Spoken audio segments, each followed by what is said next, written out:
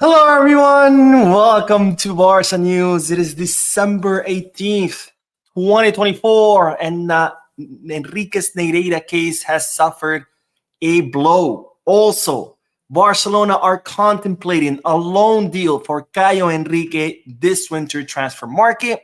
And finally, an update on Lamine Yamal's injury and more details about what happened during the match and why he wasn't subbed out. We have a lot to discuss, so let's begin.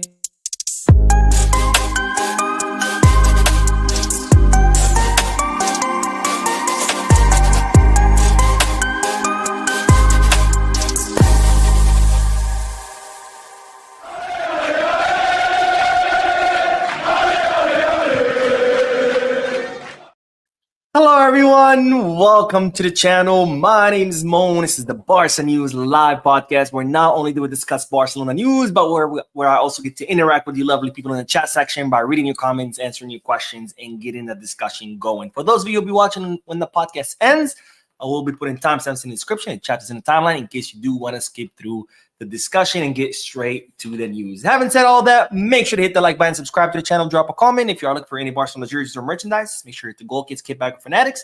If you are looking to place any sports bets, make sure to bet us. All links are in the description. You click on them, you'll get access to some pretty cool discounts and offers. And with the holidays right around the corner, it's a good time to take advantage of those discounts. Now, let's begin with the news. And ladies and gentlemen, there's a lot of news to cover today. In fact, as soon as I'm done with the podcast, I will be uploading 2 videos. So you're going to have 3 videos total to watch tonight because there's a lot of news, lots of good news, by the way. So definitely watch the videos. But let's start with the first section, which as always, made up of 3 different sections, starting with, speaking of sections, the supporter sections, because as you know, the supporter section has been banned from the stadium for several matches now because the board of directors, Jean Laporta and the board of directors decided to send to the supporter section a bill for 21,000 euros, which is all the fines that Barcelona received last season for inappropriate behavior coming from their supporter section. So the club got tired of paying these fines. So they sent the supporter section a bill for 21,000 euros saying, hey, pay this or you will be banned. The supporter section said, F you, we're not paying this. Therefore, they have been banned for several matches. Now, since the supporter section have decided that they're not going to be paying this bill, and since they've been banned for so many matches, Barcelona are now contemplating what they can do with the area that's reserved for the supporter section at the Spotify Camp Nou once the team returns to the Camp Nou. And while they're considering several alternatives, one of the alternatives is to invite different peñas. Now, if you don't know what a peña is, it's a chapter. It's a fan chapter officially recognized by the club. The supporter section is made up from several peñas. They together are known as a supporter section. They have an agreement with the club. They get discounts, and in exchange, they, sing, chant, and support the club. So the club are considering inviting different peñas to take the place of the current supporter section. Another alternative is for the club to have kind of its own supporter section, kind of like people that hired by the club, I guess, to sing, chant, and to support the team in the matches. Now, again, I think the best solution is for the club to sit down with the supporter section and figure out a compromise. Either the supporter section pay the whole fine, maybe part of it, maybe installments, maybe they can agree to identify those troublemakers that have gotten the club in trouble and fine and then exclude them. But something needs to be done. The club cannot be at war with its own supporter section. We've all seen how bad it is, the atmosphere in the stadiums, which kind of takes away the home advantage, right? If the whole purpose of home advantage is that you have your supporters supporting you, singing, chanting, and making it difficult for the opposing team. Without the supporter section, it's just a cemetery or a library, whatever you want to call it. Anyways, the second bit of news in this segment is Jules Kounde. And because, ladies and gentlemen, the CEIS, which is the Institute for Football Statistics, this is a it's a nonprofit, I think, if I'm not mistaken, institute that is just dedicated to studying football statistics, numbers, etc. And they have published a list of the players with most minutes around the world. And the number 1 is Jules Kounde. So Jules Kounde is the player that has played the most minutes this season, not in Barcelona, not in La Liga, not in Europe, but the entire world. Kounde has the most minutes played in the entire planet. 5,872 minutes. An astonishing number of minutes, which of course could explain why Jules Kounde has had a dip in form. If you played that many minutes, the most in the entire planet, I think it could end up impacting your performance. And I think it's time to start giving Jules Kounde some rest. And hey, give Hector Ford an opportunity. I think he has shown us that he could play in those, lesser of a match. I wouldn't start Hector Ford in a Champions League match or against Real Madrid, maybe against, bottom of the table teams. I think we should give Hector Ford a chance and give Jules Kounde some rest. Now, the last bit of news in this segment is the Barcelona Femeni, ladies and gentlemen. They defeated Manchester City today 3-0 in the Women's Champions League. This was the only team that the Barcelona Femeni had lost to. And then today, they got reivindicated, winning 3-0. And as such, they are currently at the top of their group. By the way, in case you are wondering, the Women's Champions League format has not changed like the men's. It's still made up of groups of 4, where the top 2 teams qualify to the next round, and where you play against every team in your group twice, just like the men's Champions League last season. So Barcelona at the top of their groups, having played 5 out of 6 matches, 6 out of 6 matches, and having gotten 5 wins, 1 defeat. Again, that single defeat was to Manchester City the first time around. Now they got reivindicated. And now with 15 points, they will qualify to the quarterfinals. There is no round of 16 in the Women's Champions League, so they will move on to the quarterfinals. Of course, the Barcelona Femeni won the Champions League last season. And again, absolutely the best team in the world by far. There's not even a close second. All right, let's do the comment section, and then we will talk about the bombshell news, which no one will tell you about, which is about the Enriquez Negreira case. Bombshell. You won't believe what you're going to hear, so make sure you stick around. But anyways, let's see what everybody's saying, and then we will continue. Landray says, yo, Mo, glad you're back. Question, do you think Levy was actually back to his form, or we just created too many chances for him? He doesn't seem like a striker that can get us out of sticky situation.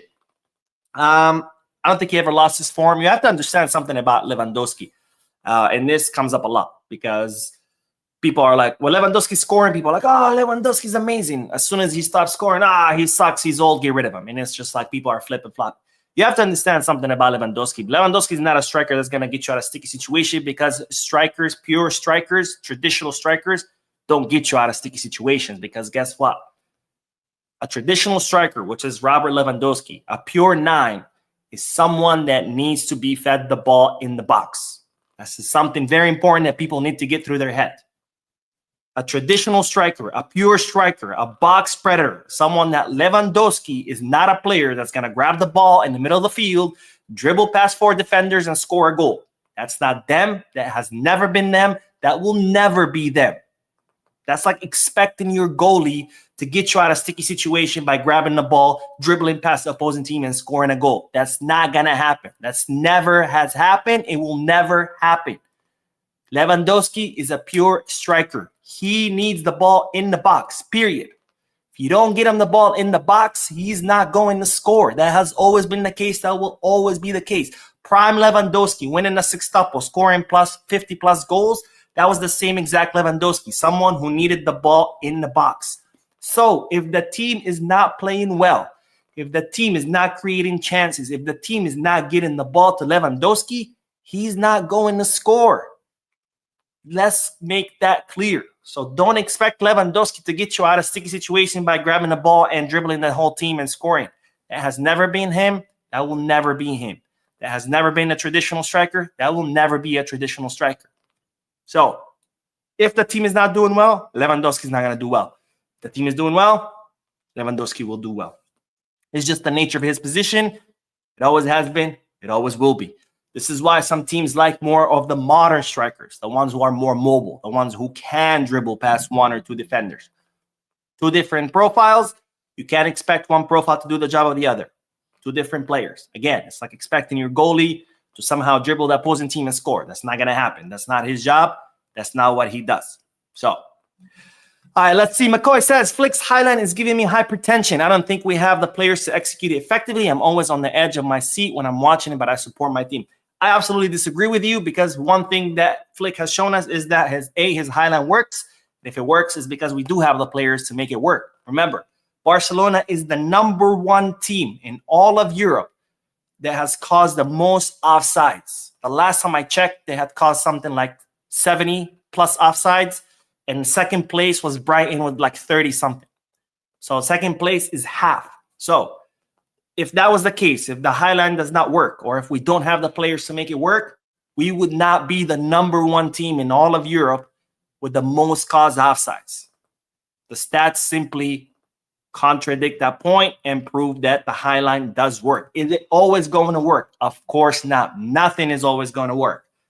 Even if you park the bus, you will get scored on eventually. Nothing is perfect in football. Everything that you try sometimes will work, sometimes it doesn't. What happens with the highline, because it's such a risky move that when it doesn't work, it grabs a lot more attention than when it does.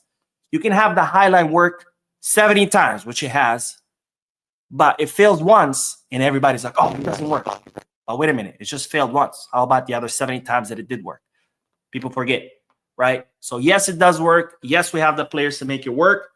We've shown it time and time again. Again, Barcelona, #1 team in all of Europe to cause the most offsides, double of what second place has done. So yes, it works.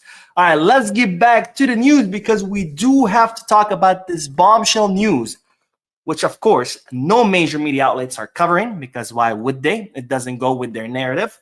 And therefore, I need you to do me a favor. And this is not for the sake of the channel, but this is for the sake of Barcelona. I need you to hit like on this channel. I'm sorry, on this video, on this podcast. I need you to blow up the comment section because this video needs to get viral so people hear what the major media outlets in Spain and all of Europe are not covering. And it's regarding the Negreira case. Now, why aren't anyone covering it? Because, of course, it doesn't go with the narrative that Barcelona cheated, that Barcelona bribed referees, that the only reason why Barcelona won all those trophies during its golden era under Pep Guardiola, under Tito Vilanova, etc., all of those trophies, it wasn't because Barcelona was good. It wasn't because we had good coaches. It wasn't because we had the best midfield in history. It wasn't because we had the best player in history, Messi. No. It's because Barcelona bribed referees. That's the story they want you to believe because it pains them to admit that Barcelona was the best team in the world by far. So instead, they justify it with, oh, it was bribery. Kind of like when Argentina won the World Cup. It pains them to admit that Argentina won the World Cup and that Messi, the best in the history, won the World Cup. So no, it was rigged. Yeah, it was, FIFA wanted Messi to win. Okay, sure. Anyways, what is the news?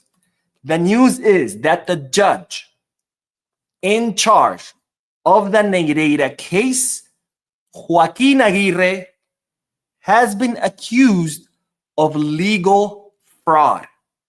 This is the judge overseeing the entire Enrique Negreira investigation, and he has been charged with legal fraud. Now, what happened exactly? Well, there's an operation called the Operation Volhov investigation. This was an operation accusing some of the leaders of the Catalan independence movement of being linked with Russian authorities, right? One of the many ways that Spain is trying to discredit the Catalan independence movement by saying that their leaders were linked to Russian authorities, and there was an investigation into this supposed links, and the person in charge of that investigation was the same judge, Joaquin Aguirre, who has been accused now of legal fraud. Now, why was he accused with legal fraud? I'm gonna put my glasses on because I have to quote this to you, okay? Because it's gonna sound very, very, very familiar. He has been accused of legal fraud for using imaginative alternatives to put the accused on trial for terrorism, ignoring legal direction, and allowing personal opinions and his own vision of events to influence the legal process. Again, He's been accused of using imaginative alternatives, ignoring legal direction, and allowing personal opinions and his own vision of events to influence the legal process. Does this sound familiar? It 100% sounds familiar. Why? Because let's not forget what happened in the Negreira case. Barcelona were accused of bribing referees through Negreira, right? They hired Negreira as a consultant. At the moment, he was the vice president of the committee of referees, and Barcelona were accused that they would give money to Negreira, and then Negreira would bribe referees, and referees would rule in our favor. However, the investigation led zero evidence that had happened. So this judge, Joaquin Aguirre, the guy in charge of the investigation, instead of saying, okay, investigation closed, there's no evidence of bribery, he said, wait a minute, no. I think Barcelona had invented a new way of bribing referees, which is the promotion and demotion of refs. Again, no proof of that. People came out and said Negreira had no power on promoting and demoting referees, so this legal theory does not hold. So then Joaquin Aguirre, instead of closing the investigation, he said, wait. I'm going to change the charges. Instead of bribery or sports corruption, I'm going to change it to bribery, because in bribery, all you have to prove is the payment. And we know Barcelona paid Negreira. That's not disputed. But of course, that also didn't hold up. Why?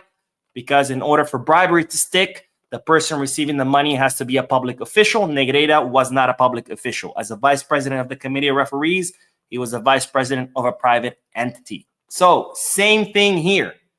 A judge that ignores the law and instead uses his own opinion to influence the legal process, changes the theories, changes whatever he wants just to make whatever charge stick. And that's not the job of an investigating judge. An investigating judge says, okay, dig up the evidence. Do we have evidence? Yes, cool. All right, done.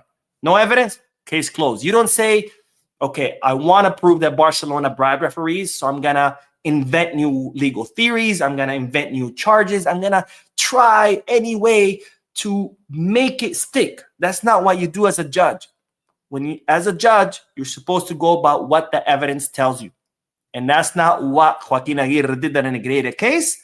And that's not what he did in the Volhov investigation case. And that's why he's being accused of legal fraud, for ignoring the law, using imaginative alternatives. Remember, his own imagination is what came up with the whole, Barcelona didn't pay the referees cash. They were bribing them by promoting them from second to first division, or by demoting them from first to second division if they didn't rule in their favor of Barcelona. That was his own invention. There was no evidence of that. No evidence came up and said, I think this is what Barcelona did. No. He came up with that with his own imagination. Same thing with the Volhov operation. Coming up with his own imagination of shit that he thinks maybe happened, and let's figure out how to prove that happened, even though it would all happen in his mind. So absolutely disgusting what this judge is saying. As a lawyer, I'm disgusted by people like that in the legal profession, because in the legal profession, you have a lot of power as a judge or as an attorney to influence people's lives. And the fact that someone like this, and yes, I will call him a piece of shit, because yes, this pisses me off, because a piece of shit like him is allowed to hold a position of power, which is a judge, and for him to abuse that position of power and use that position of power to be the piece of shit that he is, that pisses me off. So I hope he is kicked out of his position, and I hope he loses his legal license, and I hope he ends up in jail, because yes, he is a piece of shit. Period. No discussion about it. This pisses me off, and that's end of my rant. And let's hear what you guys have to say, and then we'll talk about Caio Henrique. All right. By the way, Caio in Spanish is oh my God, what is it called? When you have like that extra skin on your foot, that's what Caio is in Spanish. So every time I talk about Caio Henrique, I'm like, man, his parents really didn't do any favor to him with his name. Carlos says, hey Mo, for next summer, would you reinforce the bench or would you make a big signing? I think we should reinforce the bench with players that won't cost as much and could help with resting the stars. Now, given that we don't really have that much money, of course, I would rather reinforce more positions rather than make a big signing. You know, people are like, oh, Haaland, Leao. First of all, we can't afford it. And even if we could, instead of spending all that money on just one player, I'd rather spend it on multiple players that can reinforce different positions, whether it be, free agents or maybe promising players. But we cannot just depend on one player. This is a team sport. 11 players have to play together.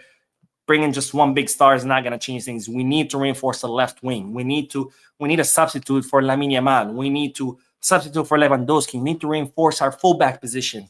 And I'd rather spend our money on reinforcing multiple positions rather than spending all of our money on just one big sign. Now, of course, if we were financially healthy and we had all the money in the world, by all means, do all of it, right? Sign big stars and sign reinforcements and sign everybody. Sign Santa Claus. Fuck it. Tappin says, we've needed 60 million extra money to reach the 1-1 rule for centuries. That amount keeps changing every day. I don't think we're returning to the 1-1 rule anytime soon. Don't believe these politicians. The 60 million euros was actually just given to Barcelona recently. Barcelona has been meeting with La Liga on several occasions to try to get, the exact number. And finally, La Liga was like, all right, we did our calculations. You owe 60 million euros. So no, it hasn't been for centuries. This just happened. In fact, I made a video about it yesterday. SA says, my dream deal and wingback might be Alfonso after all. Somehow realistic is that later down the line, swap Alex Baye. Davis looks like he's staying at Bayern. And even if he doesn't stay at Bayern, I don't think Barcelona could afford him. Remember, people say free, but no free player is free. When players are free agents, they always demand a signing bonus because they know, hey, you have more money, right? Because if you have to pay 60 million for a player plus 20 million for his salary, you're spending 80. But if you don't have to pay the 60 million for his signing, the player's like, all right, well, now you're only spending 20 on my salary. So you have extra money. How about you give me some of that money this way? So they always require a signing bonus. Their agent requires a signing bonus, and they usually require higher salaries. Like if you pay a transfer fee, they might request a 10 million euro salary. If there is no transfer fee, they might be like, well, you have extra money. How about you pay me 15? So free is never really free. So we know Davis wanted, I think it was a 10 or 15 million euro signing bonus plus a 20 million euro salary. It's just not, it's just not in the stars. Blaurana says, Loa Disney got feet in the box, missed 3 chances. Does he need 20 chances to finish once? I mean, my dude, every striker misses. Let's be honest here. If we're going to look at the few times that he misses and all of a sudden decide that he sucks, how about we look at all the time he scored? Highest scorer in La Liga, highest scorer in the Champions League. If that sucks, I don't know what does, because the job of a striker is to score goals. And if you're the one scoring the most goals in Europe, that means you're the one doing their job the best way possible. You're doing your job better than anyone else. It's like looking at a goalkeeper and be like, oh my God, this guy has the most saves in all of Europe. He sucks because he allowed a goal the other day. No, all goalkeepers allow goals eventually. All strikers miss eventually. It's just the nature of it. Again, if you're scoring the most goals in Europe, it means you're the one who's doing his job the best. What else do you want? Literally, what else do you want? Tappin says, well, if that's the case, we need to bench Lewandowski and get a ball-playing striker. It all depends, right? It depends on how you want to play, what kind of system you want to play. Do you want a system where your wingers are the ones who are creating space, attacking, and then getting the ball to the box? Or do you want more of a system where maybe your midfielders are pushing forward with the ball and then giving it to your striker in the last third and hoping your striker scores? Just depends on what kind of system you want. Hansi Flick's system depends on the wingers a lot with a box killer waiting for the ball. That's always been his system. That was his system at Bayern, which worked wonderfully with Lewy because he, let's be honest, one of the best strikers of our generation. That's why it's working now. Again, top scorer in the Liga and the Champions League. What else do you guys want? What else do you guys want? This is what a lot of the players complain about sometimes, and rightfully so, saying, Barca fans are just toxic. You could give them everything and they still want more. And this is literally the perfect example of that. We have the highest scorer in La Liga and the highest scorer in the Champions League. Literally, the best striker right now.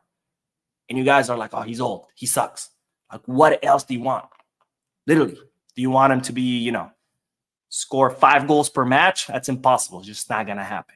Anyways, let's do more news. Speaking of attackers, but let's talk about Caio Henrique, because Barcelona are contemplating his loan in the winter transfer market. Now, Caio Henrique is someone I told you about think it was last week, maybe the week before, that Barcelona were considering him, and now more and more sources are confirming this. Now, the 27-year-old Brazilian left back who currently plays for Monaco has decided that his chapter in the Ligue 1 has ended, and he's looking for a new scenery. This has been exacerbated even more by the fact that he's no longer an undisputed starter. He has lost his starting position. He's only started, I think, 9 or 10 times this season. So that has even pushed him more to leave Monaco. He already wanted to leave in the summer because he's looking for a new chapter. But now the fact that he's not even an undisputed starter, he's now considering leaving in the winter transfer market. As such, Barcelona are considering a loan for Caio Henrique, taking him out on loan in the winter, and then with an obligation or maybe an option to buy in the summer transfer market. Now, Barcelona are looking for a left back because they consider they need a little bit more experience. The club are happy with Balde, but they know he is limited by his age. He's only, 20, 21 years old. He still lacks experience. Who's his substitute? Gerard Martin, who even lacks more experience, right? So we definitely lack experience in the left back position. Also, they feel like Alejandro Balde doesn't really have that competition. Like Gerard Martin is definitely not at the level of Balde to compete with him. So they believe that they need someone to come, put pressure on Balde to compete with him, and plus add that experience that the left back position does not have. And as such, they think Caio Henrique would be a good option because he's experienced. He's really good, so he can compete with Balde, and he's versatile. He's someone who can play as a left back, in the midfield, and even as a left winger. And given that he wants to leave as soon as this winter, Barcelona considered this a good opportunity to jump on it and sign Caio Henrique on loan with an option or obligation to buy. Now, what are the problems with this? There are two. A, Monaco are open to him leaving, but they would prefer for him to leave in the summer. That's natural. No team wants to lose players in the winter transfer market because the season is not over, right? Plus, in the winter transfer market, there's less options. So if you lose a player, there's less options for you to find someone to replace him. So they prefer for him to leave in the summer. And B, of course, the big one, financial fair play. Barcelona still have to register Dani Olmo and Pau Victor. If they bring Caio Henrique, even though it would be on loan, it would be easier to register than buying him. But they would still need to be able to register. So that's also a problem. So we'll see what happens. If Barcelona are able to sign him this winter transfer market, if not, Barcelona might try to make a move for him in the summer, which is when Monaco are more agreeable to the Brazilian leaving. All right, let's get back to the chat section, and then we will talk about Lamine Yamal because we have an update about his injury, and we now know why he wasn't subbed out when he asked for it. Let's see. Not the Gamer says, yo, Mo, there's this dude I saw who said Rafinha good last year and trash this year. He hopped on the trend late. Coutinho. Wait, what? Someone was saying that Rafinha was great last year, but trash this year? Because it's the opposite, right? Rafinha wasn't good last year. He's amazing this year. And that is why he's been dubbed Coutinho. By the way, when I say that, I say it kind of like jokingly. Someone was the other day, was like, it's Messi, blah, blah, blah. I'm like, I know it's Messi. Like when I call him Coutinho, it's just a way of me saying that Rafinha is doing great. I don't truly believe he's the GOAT because obviously there's only one GOAT, and that's Lionel Messi. And when I called Ferran, by the way, the GOAT, that was also a joke. Someone the other day was commenting like, you think he's the GOAT because he scored, twice in Dortmund and he never does that. I'm like, I know, that was the joke. That was fair GOAT. Nobody thinks that Ferran is the GOAT. Nobody even thinks that Ferran should continue at Barcelona despite, his 4 goals in the last 3 matches. That's just a joke. Alexis said, do you think we could be using some of our bench midfielders more often? Gabi needs minutes. Torre always plays well, and Fermin brings energy. These guys could really help with freshness. Yes, we could use them to rotate more, but here's the thing. It's very important for any coach to know who their starting 11 is.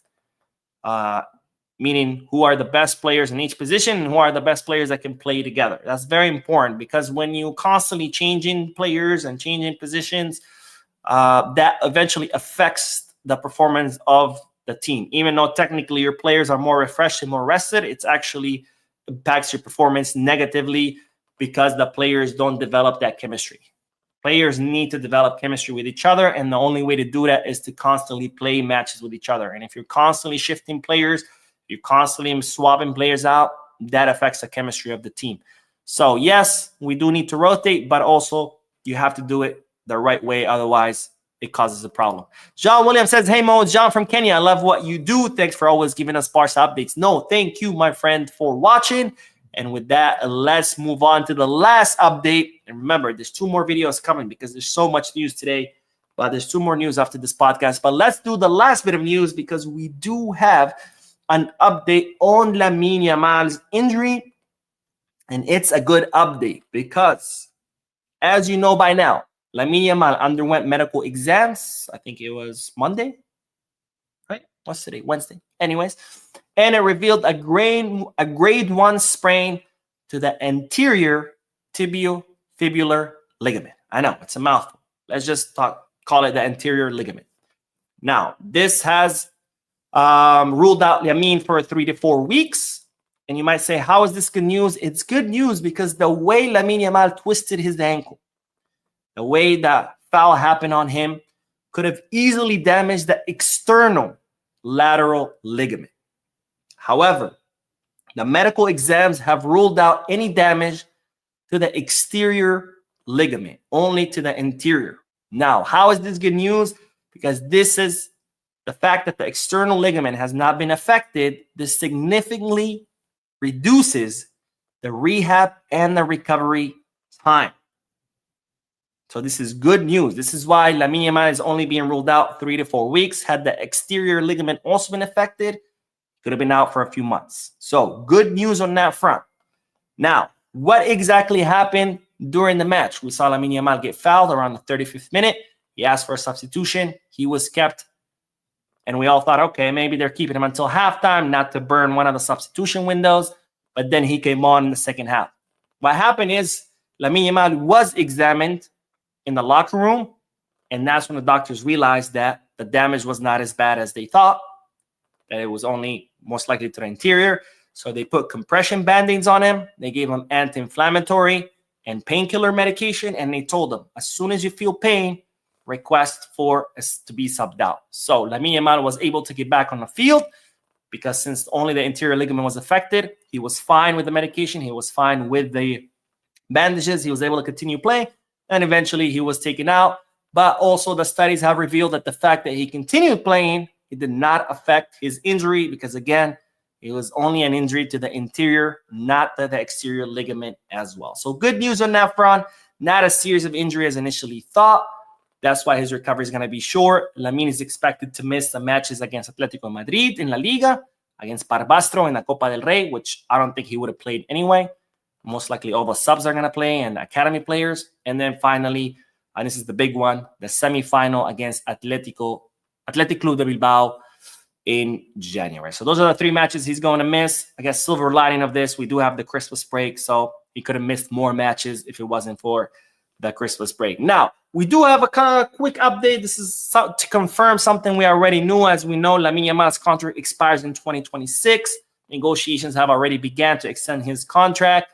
And as we know, he recently received the Golden Boy Award. And during the ceremony, he said the following: in 5 years, I imagine myself at Barca, the club of my life, winning all possible titles. Hopefully, the Champions League, which is the title everyone wants to win, and with the national team, win the World Cup. So this is just confirming that Lamine Yamal does indeed want to stay at the club. And then there's his agent, Jorge Mendes, who was asked whether Lamine was going to renew. And he said, and I quote, "Of course, Lamine Yamal is going to renew with Barca." So again, just confirming something we already knew. This is coming from the player himself, from his agent himself, confirming that Lamine has no intention of leaving. He wants to continue at Barcelona past his expiration date of 2026. Of course, he's only signed until 2026 because when he renewed, he was a minor. When you're a minor, you can only extend for 3 years max, which was 2026. All right, that is all the news, ladies and gentlemen. I know there's a lot of news, and there's 2 more videos coming because there's even more news. Barcelona always keeping us busy, but let's do more comments, and then we will end this. All right, let's see. Where did we leave? Let's see. Frank says, legal fraud. Wow, what a drama. I see a Netflix drama series in the works. I mean, honestly, Spanish politics would probably fill up an entire catalog of Netflix series because the shit that happens in Spain is pretty freaking crazy. I mean, I'm not going to go into it because this is a Barca news channel, not a Spain political channel. But if you're ever bored, just Google scandals in Spanish politics. And there's all kinds of shit. Spies infiltrating organizations, tortures, drug dealing. It's crazy. It's crazy stuff. Not the Gamer says people need to wake up. This is corruption and judge doing what he wants. God willing, we win this case. And Laporta sues that guy on the ground, maybe for 60 million euros. It might be a stretch. That'd be cool. 60 million, cover the financial fair play, and call it a day. Tapin says that Mafia Perez's goons were crying and ghosted the Ballon d'Or ceremony, and they didn't win shite, but he sent his goons to FIFA Men's Best because he knew they'd win. Yeah, I mean, look, FIFA's best are voted by the public.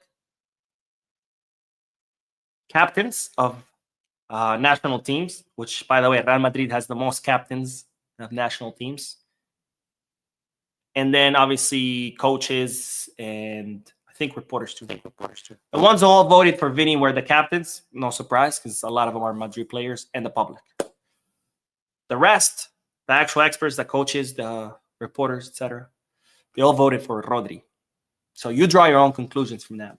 Plus, the fact that FIFA is willing to give an award for someone who acts like Vinicius does, who's an absolute horrible example for any person watching football, for any kid watching football, the way he's always diving, the way he's always fighting other players, fighting other coaches, fighting the fans, screaming at referees, calling, players pieces of shit, and just disgusting, despicable behavior all the time on the field.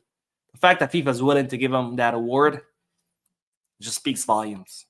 Because, I remember the times when athletes were not only awarded for their performance on the field, but they were also rewarded on the sportsmanship and how to behave. Because after all, these athletes, they're idols for many people. They are examples to follow. And anybody who watches Vinicius play, don't get me wrong, incredibly talented, one of the most talented players in the world. But when you see how he acts, it's pretty sad, which sucks because he has no need to act like that.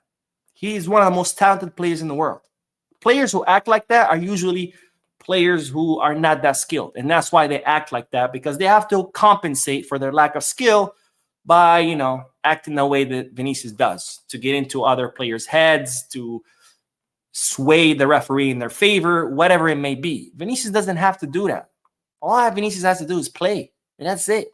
Let your skills speak for you. You're incredibly talented. There's no need to act like a clown. Why? Why are you acting like that? No need. The Matrix says, it is funny, the same week Real Madrid fishing around Musiala, he comes out and said he will only leave Bayern for Barcelona. I have not heard that, but I'm not surprised. Musiala has always said good things about Barca. Let's see what else.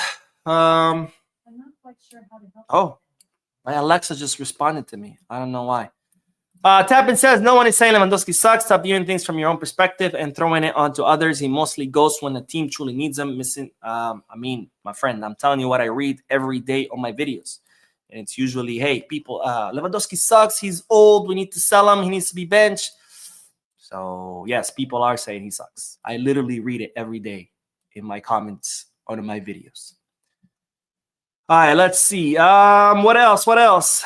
Walter says, so Gyökeres sounds like the best option. No, because we can't afford him. He would be a good option if we could afford him. We know Sporting CP are going to want 70 to 75 million euros.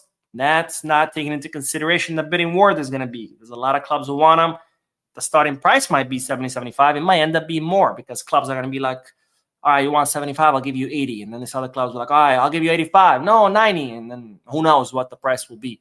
And Barcelona cannot afford 70, 75, let alone whatever the hell the price is going to end up.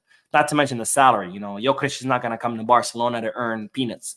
He's going to want a big salary. He's 26. He's going to want a big contract because eventually, if it's a 4-year contract, by the time it expires, it's going to be 30, maybe 31.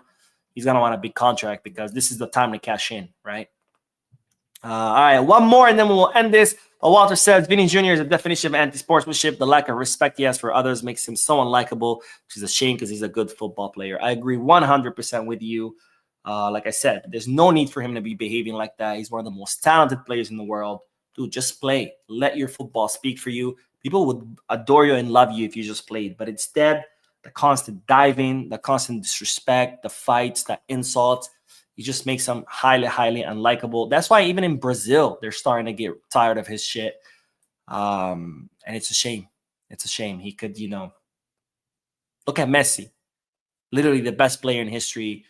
When did you ever see him run his mouth or anything? He would just keep quiet and just play. And that's why he's so loved, because he just let his football speak for him. And we all loved his football. Vinicius Jr., incredible football, but it's hard to love his football when you see the way he behaves. It's unfortunate, but we each make our choices.